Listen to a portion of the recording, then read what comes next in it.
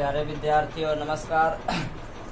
हम लोग आज class 12 chemistry P block element में चल रहे हैं। किसी कारणवश कल वीडियो नहीं बना पाए थे, तो आज हम लोग सल्फ्यूरिक अम्ल की प्राप्ति के करीब हम लोग पहुंच चुके हैं।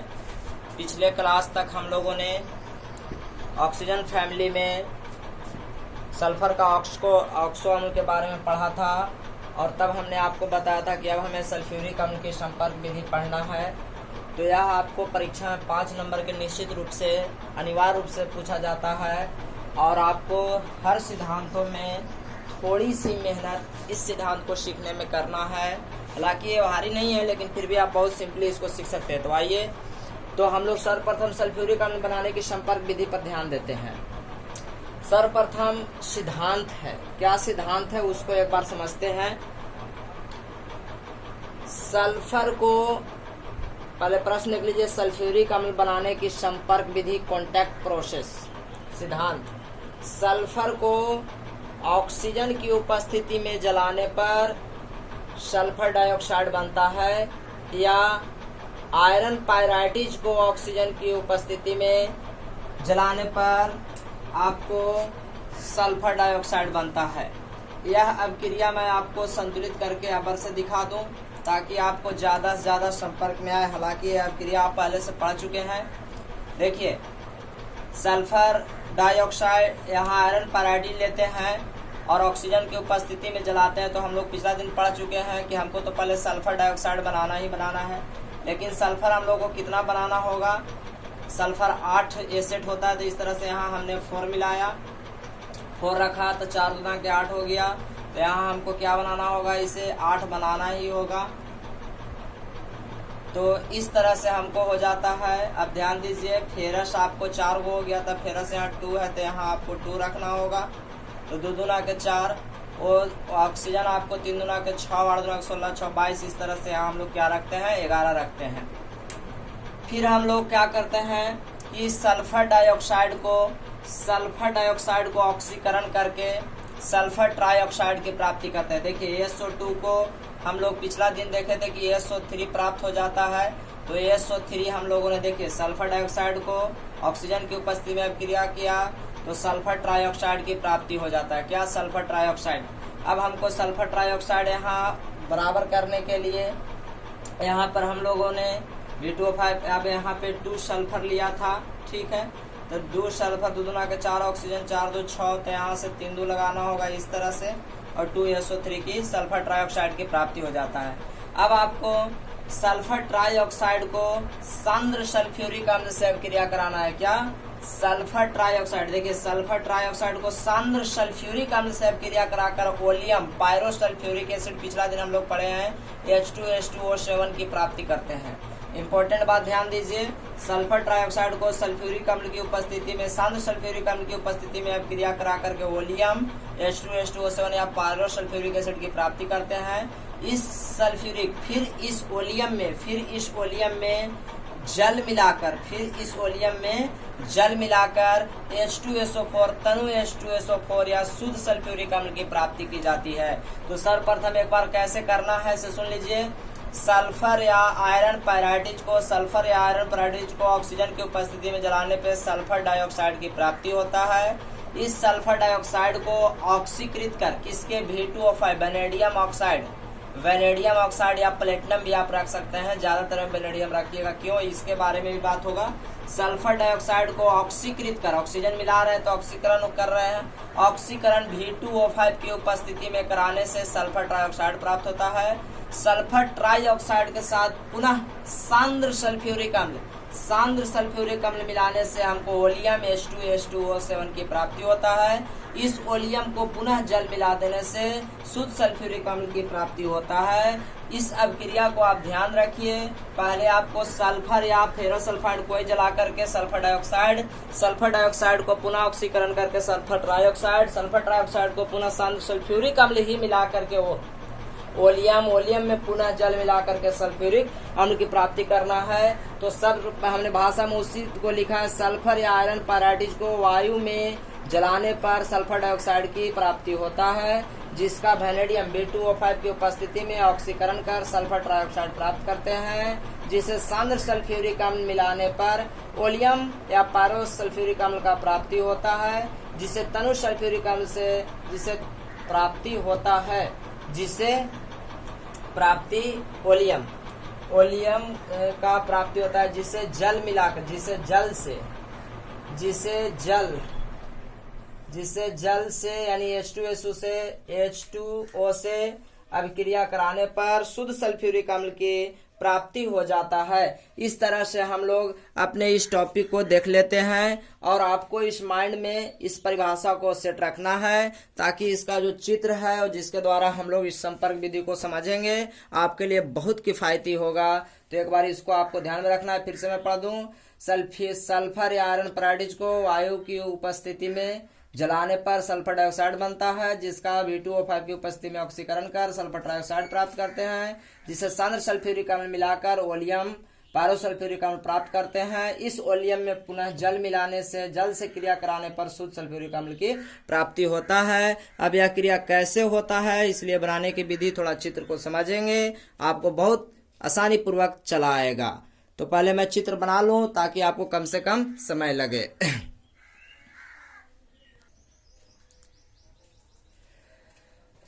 हम लोग बनाने की विधि में आ गए हैं। आप एक बार पहले चित्र को देख लीजिए। यह सल्फ्यूरिक अम्ल बनाने की संपर्क विधि का एक डायग्राम है और डायग्राम बहुत सिंपल है। आपको देखने में थोड़ा ज़्यादा लग रहा हो परंतु वास्तव में यह बहुत सिंपल है। हाँ, ये कहिए हमें बनाने में थोड़ा वक्त जरूर लगा, लेकिन आप मुश्किल से 2 मिनट में बना सकते हैं। सिंपली आप कैसे चित्र बनाएं, सर्वप्रथम देख लीजिए।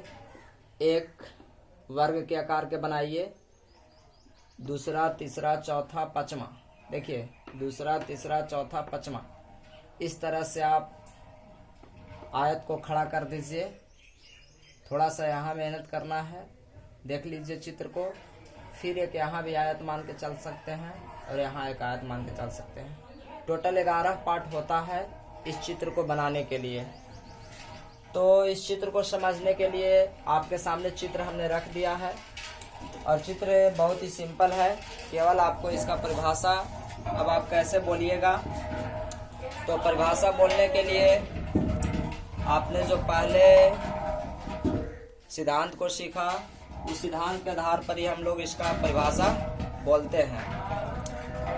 तो सिद्धांत में सर्वप्रथम कहा गया था कि सल्फर को वायु में जलाने पर सल्फर डाइऑक्साइड प्राप्त हो जाता है।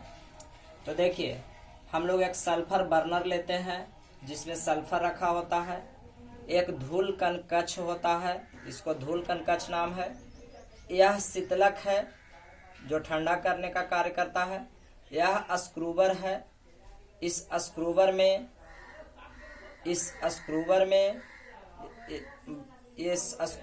स्क्रूबर है। यह शुष्कन मीनार है। यह आर्सेनिक शोषक है। और यह देख लीजिए परीक्षण कक्ष है। यह रेगुलेटर है। यह हीटर है। यह रूपांतरण कक्ष है। यह अवशोषण कक्ष है। तो इन सब का नाम एक बार देख लेना है ध्यान से, नाम जरूर याद रखें। बाकी बनाने का तरीका आप कुछ ही मिनटों में समझ जाएंगे। केवल एक बार नाम को ध्यान से समझ लेना है, वो पहले समझ लीजिए। तो अब आप लोग इस चित्र को समझ गए होंगे। तो सर्वप्रथम एक सल्फर बर्नर लेते हैं। इस सल्फर बर्नर में जब वायु प्रवाहित करेंगे तो सल्फर वायु में जल करके सल्फर डाइऑक्साइड बनेगा। इस सल्फर डाइऑक्साइड को नली के माध्यम से, अब आप सोचिए सल्फर डाइऑक्साइड बना तो उसको में राख भी बना होगा, धुआं भी बना होगा। तो उसी तरह उस गैस को राख और धुआं सहित एक नली के द्वारा एक धूल कण कक्ष, जिसमें धूल कण भरा होता है, उस कक्ष में भेजते हैं। इस कक्ष में ऊपर से भाप प्रवाहित करते हैं। भाप आने के बाद क्या होगा, भाप आ रहा है, स्टीम, भाप आएगा तो धूल कण कक्ष नीचे की ओर बैठना लगेगा और शेष जो गैस बनेगा वो देखिए 550 डिग्री तापमान का भाप आता है। तो यह काफी गर्म होगा, गर्म है। तो इस गर्म गैस को शीतल ठंड करने के लिए देखिए यह ठंडी पाइप से गुजारा जाता है, ये आपको पहले भी पता है। शीतल पाइप से गुजारा जाता है। तो गुजारने के लिए फिर हम लोग स्क्रूवर में भेजते हैं। इस गैस को कहाँ भेजते हैं? स्क्रूवर नामक स्क्रूवर कक्ष को होता है, उसमें भेज दिया जाता है। अब आप सुनिए, जो आपने अब क्रिया सीखा वह मुख्य रूप से दो यहाँ पर हैं, एक यह पहला, एक दूसरा, फिर यह तीसरा और चौथा, इतना में अब क्रिया होता है। जो इतने उपकरण शीतलक, स्क्रूवर, शुष्कन मीनार, आर्सेनिक कक्ष, आपको परीक्षण कक्ष, हीटर और रेगुलेटर, यह जो लगे हुए हैं 1 2 3 4 5 6 7, ये केवल गैस को शुद्ध करने के लिए लगे हुए हैं। बाकी अब क्रिया आपको यहाँ यहाँ यहाँ और यहाँ में पूर्ण हो जाता है। तो जब हम लोग इस स्क्रूवर कक्ष में गैस को भेज देते हैं, इस स्क्रूवर कक्ष में क्वार्ट्ज भरा होता है और ऊपर से जल फवारे के द्वारा इस पर गिराया जाता है। जब जल को यहाँ फवारा से गिराएंगे तो जो क्वार्ट्ज का कण होता है, गैस के कण, वह नीचे बैठने लगते हैं। शेष जो गैसीय अवस्था में पाए जाते हैं वह दूसरे नली के द्वारा, एक नली के द्वारा हम लोग शुष्कन मीनार में भेज देते हैं। इसको में फ्लिंट मतलब कांच का कण भरा होता है और ऊपर से फवारे के द्वारा सांद्र सल्फ्यूरिक अम्ल डाला जाता है। देखिए इसमें सांद्र सल्फ्यूरिक अम्ल फवारे द्वारा डाला जाता है। सांद्र सल्फ्यूरिक अम्ल जैसे इस पर आएगा तो यहाँ से फिर जो गैस निकलता है उसको हम लोग अगले कक्ष आर्सेनिक शोषक में डाल देते हैं। इस आर्सेनिक शोषक में कई खांचे बने होते हैं, उन खांचों में फेरिक हाइड्रोक्साइड भरा होता है। क्या होता है? यह फेरिक हाइड्रोक्साइड भरा होता है। तो आपको से इम्पोर्टेंट क्वेश्चन, आर्सेनिक शोषक में भरा होता है तो फेरिक हाइड्रोक्साइड, जो इससे जाने वाला आर्सेनिक ऑक्साइड को शोषित करता है, आर्सेनिक ऑक्साइड को शोषित करता है। अब यहाँ से जो गैस निकलता है, यह देखिए एक परीक्षण कक्ष रहता है, इस कक्ष से भेजा जाता है। इस कक्ष में गैस भेजा जाता है और जांच किया जाता है कि शुद्ध गैस है कि शुद्ध गैस नहीं है। तो जब यहाँ भेजा जाता है तो इसको में एक किरण रहता है, आप कह सकते हैं लेजर किरण होता है, जो काफी तेज चलता है। तो लेजर किरण यहाँ रहता है और जब वो गैस शुद्ध होता है तो किरण बाहर दिखाई नहीं देता, लेकिन गैस शुद्ध नहीं रहता है तो किरण बाहर दिखाई देता है। अगर बाहर दिखाई देता है तो उसको गैस को पुनः अब्बर से अवशोषण करने के लिए शुरू से प्रक्रिया कराया जाता है। लाइट अगर नहीं दिखाई देता है तो वो आगे जाता है। जब गैस आगे पहुंचता है, यह रेगुलेटर मतलब तापमान को बढ़ाने के लिए रहता है, वोल्टेज बढ़ाने का कार्य करता है। वोल्टेज बढ़ा करके इस हीटर में भेजता है। हीटर में आने के बाद वह गैस यहाँ से अगर आपको पुनः क्रिया होता है, जो क्रिया आपने सीखा था कि सल्फर डाइऑक्साइड बना था, तो यहाँ तक आपको सल्फर डाइऑक्साइड ही चला था। फिर हम लोगों ने पढ़ा था कि सल्फर डाइऑक्साइड को वैनेडियम ऑक्साइड की उपस्थिति में ऑक्सीकरण करा देते हैं। तो सल्फर डाइऑक्साइड को जो ऑक्सीकरण आप कराए थे वो यहाँ पर इस कक्ष में होता है। ASO2 का ASO3 में परिवर्तन इस कक्ष में होता है। यहाँ पर V2O5 में ASO2 का क्रिया ASO3 के साथ होता है। ASO2 का ऑक्सीकरण होता है और ASO3 का निर्माण इस कक्ष में होता है। जब आपको याद होगा, जब यहाँ से सल्फ्यूरिक ट्राइऑक्साइड बन जाता है तब इसको अवशोषण कक्ष में भेजा जाता है। और आपको याद होगा कि जब सल्फ्यूरिक, यहाँ पर आपको सल्फ्यूरिक ट्राइऑक्साइड बना, सल्फर ट्राइऑक्साइड बना और यहाँ हम लोग अवशोषण कक्ष में भेजते हैं सल्फर ट्राइऑक्साइड को और ऊपर से फवारे के द्वारा सांद्र सल्फ्यूरिक अम्ल डाला जाता है। यहाँ ASO2 पर H2 SO4 डालने से यहाँ हमको ओलियम की प्राप्ति H2H2O7 की प्राप्ति होता है। देखिए, और यही ओलियम को जब हम लोग अब जल मिला देते हैं, शुद्ध तनु जल मिला देते हैं, तनु जल, तो शुद्ध सल्फ्यूरिक अम्ल की प्राप्ति हो जाता है। तो आपको अब क्रिया में क्या याद रखना है? केवल इन उपकरणों का नाम याद रखना है कि कहाँ जाता है। बाकी अब क्रिया आपको पहला सल्फर बर्नर में क्या होता है, तो सल्फर को वायु की उपस्थिति में जलाते हैं, इससे जो गैस धूलकण सहित निकलता है, सुनिए, तो उसको धूलकण कक्ष में भेज देते हैं। यहाँ 550 डिग्री सी तापमान होता है। तो इसको शीतल करने के लिए पाइप से होकर स्क्रूवर कक्ष में भेजा जाता है। स्क्रूवर कक्ष में क्वार्ट्ज होता है और स्क्रूवर कक्ष में क्वार्ट्ज पर ऊपर से जल फवारे के द्वारा गिराया जाता है। जो इससे गैस निकलता है उसको शुष्कन मीनार में भेजा जाता है। शुष्कन मीनार में सांद्र सल्फ्यूरिक अम्ल डाला जाता है। यहाँ से जो गैस निकलता है उसको आर्सेनिक कक्ष में भेज दिया जाता है। आर्सेनिक कक्ष में फेरिक हाइड्रोक्साइड के कई खांचे बने होते हैं। ठीक है, आर्सेनिक शोषण, यहाँ से जो गैस निकलता है उसको जांच के लिए परीक्षण कक्ष में भेजा जाता है। परीक्षण कक्ष में एक किरण, लेजर किरण होता है। अगर गैस शुद्ध होता है तो किरण दिखाई नहीं देता है, शुद्ध नहीं होता है तो किरण दिखाई देता है। फिर यहाँ से निकलने वाले गैस को रेगुलेटर में भेजा जाता है। रेगुलेटर ताप को बढ़ाता है, इसको हीटर में भेजते हैं। कहाँ भेजते हैं? हीटर। हीटर उच्च तापमान से गैस को रूपांतरण कक्ष में भेज देता है। किसको भेज देता है? रूपांतरण कक्ष में।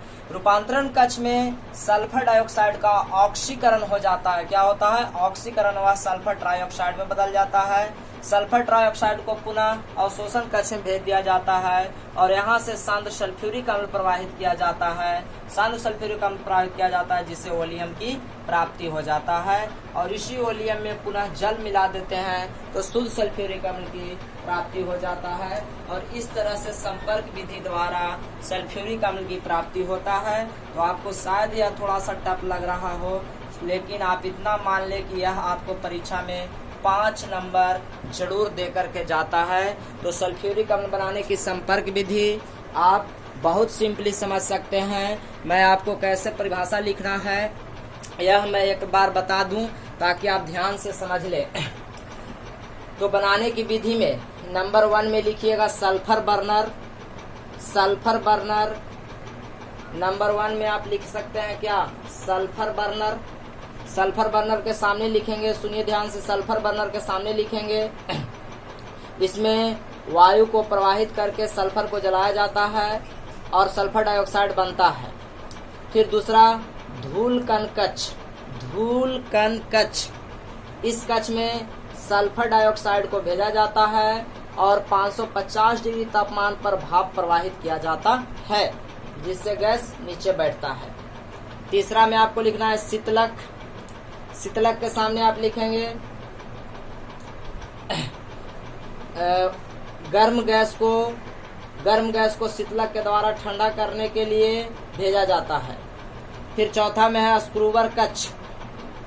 स्क्रूवर कक्ष में हम लोग लिखेंगे इसमें क्वार्ट्ज भरा होता है तथा गैस को ठंडा करने के लिए फव्वारे द्वारा जल गिराया जाता है। फिर अगला है शुष्कन मीनार। स्क्रूवर कक्ष से प्राप्त गैस को शुष्कन मीनार में भेजा जाता है, इसमें फ्लिंट भरा होता है और सांद्र सल्फ्यूरिक अम्ल फव्वारे द्वारा गिराया जाता है। फिर हम लोग कहेंगे आर्सेनिक शोषक। आर्सेनिक शोषक के सामने लिखेंगे इसमें फेरिक हाइड्रोक्साइड। देखिए फेरिक हाइड्रोक्साइड के कई खांचे होते हैं, फेरिक हाइड्रोक्साइड के कई खांचे होते हैं। ठीक है। फिर आगे है परीक्षण कक्ष। गैस को जांच करने के लिए यहाँ लिखेंगे परीक्षण कक्ष में आपको लिखना है गैस को जांच करने के लिए परीक्षण कक्ष से गुजारा जाता है। इसमें किरण होता है। अगर गैस शुद्ध होता है तो किरण बाहर दिखाई नहीं देता है, अगर गैस शुद्ध नहीं होता है तो किरण बाहर दिखाई देता है। फिर है आपको रेगुलेटर। देखिए यह है रेगुलेटर। रेगुलेटर ताप को बढ़ाने का कार्य करता है तथा इस गैस को हीटर में भेजता है। हीटर गैस को ऊष्मा प्रदान करता है। रेगुलेटर के सामने यह ताप को बढ़ाने का कार्य करता है लिखना है। फिर अगला टॉपिक में हीटर लिखना है। हीटर है यह, हीटर गैस को ऊष्मा प्रदान कर रूपांतरण कक्ष में भेजता है। रूपांतरण या संपर्क कक्ष। अब रूपांतरण कक्ष में क्या है?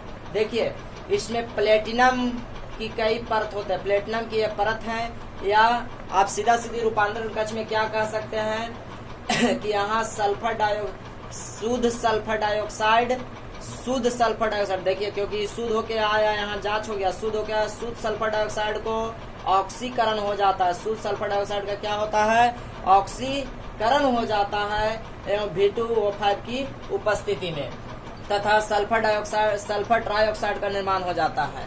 फिर है आपको अवशोषण कक्ष। अवशोषण कक्ष लास्ट में लिखना है। सल्फर ट्राइऑक्साइड को अवशोषण कक्ष में भेजा जाता है और फव्वारे के द्वारा सांद्र सल्फ्यूरिक अम्ल डाला जाता है जिससे ओलियम की प्राप्ति हो जाता है। अब ओलियम में शीतल जल मिलाने से शुद्ध सल्फ्यूरिक अम्ल लगभग 96% शुद्ध सल्फ्यूरिक अम्ल की प्राप्ति हो जाता है। तो आशा करते हैं आपको यह विधि जरूर समझ में आया होगा। आप लाइन बाय लाइन लिखिए। पहले सल्फर बर्नर, इसमें सल्फर को जलाया जाता है। धूलकण कक्ष, सल्फर डाइऑक्साइड को धूलकण कक्ष में भेजा जाता है, तापमान 550 डिग्री हो जाता है। शीतलन कक्ष, गैस को ठंडा करने के लिए इससे गुजारा जाता है। फिर स्क्रूवर कक्ष, इसमें कवाड़ भरा होता है तथा फुहारे द्वारा जल को गिराया जाता है। फिर शुष्कन मीनार, इसमें फ्लिंट भरा होता है तथा सांद्र सल्फ्यूरिक अम्ल को फुहारे द्वारा डाला जाता है। फिर से है आर्सेनिक शोषण, इसमें फेरिक हाइड्रोक्साइड की कई खांचे भरे होते हैं। और फिर है आपको परीक्षण कक्ष, इस परीक्षण कक्ष में गैस की शुद्धता की जांच होती है, शुद्ध होने पर आगे भेज दिया जाता है। रेगुलेटर गैस के तापमान को बढ़ाने का कार्य करता है। फिर हीटर के द्वारा गैस को ऊष्मा प्रदान कर रूपांतरण कक्ष में भेजा जाता है। रूपांतरण कक्ष या संपर्क कक्ष, तो रूपांतरण कक्ष या संपर्क कक्ष में क्या कहेंगे कि सल्फर डाइऑक्साइड का ऑक्सीकरण हो जाता है।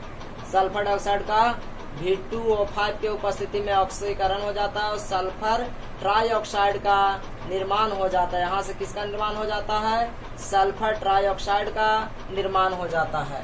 फिर इस सल्फर ट्राइऑक्साइड को अवशोषण कक्ष में भेज दिया जाता है। अवशोषण कक्ष में क्या लिखेंगे? सल्फर ट्राइऑक्साइड को अवशोषण कक्ष में भेजा जाता है, जिसमें सांद्र सल्फ्यूरिक अम्ल फव्वारे द्वारा डाला जाता है, ओलियम की प्राप्ति हो जाता है। और अब ओलियम को तनु जल के द्वारा मिलाकर के शुद्ध सल्फ्यूरिक अम्ल की प्राप्ति कर ली जाती है। तो इस तरह से हम लोग को सल्फ्यूरिक अम्ल बनाने की संपर्क विधि कंप्लीट हो जाता है। आशा करते हैं आप इसको जरूर परिभाषा लिखेंगे। आपको कहीं दिक्कत हो तो आप हमसे जरूर पूछें। आपको अगर यह वीडियो पसंद आया तो प्लीज लाइक और शेयर करना ना भूलें, और यदि हमारे चैनल को सब्सक्राइब ना किए हैं तो सब्सक्राइब कर लें। और यह आपको वीडियो कैसा लगा आप हमें अपना कमेंट बॉक्स में जरूर दें। तो आपसे मैं एक ऑब्जेक्टिव सवाल पूछता हूँ कि संपर्क विधि के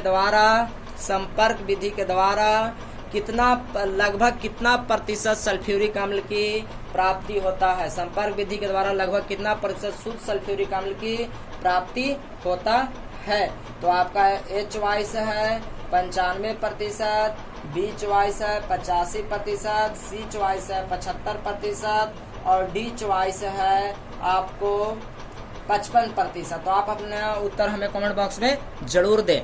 ठीक है, अब हम लोग देखते हैं सल्फ्यूरिक अम्ल का भौतिक एवं रासायनिक विधि गुण तथा उसका उपयोग। तो आगे चलते हैं।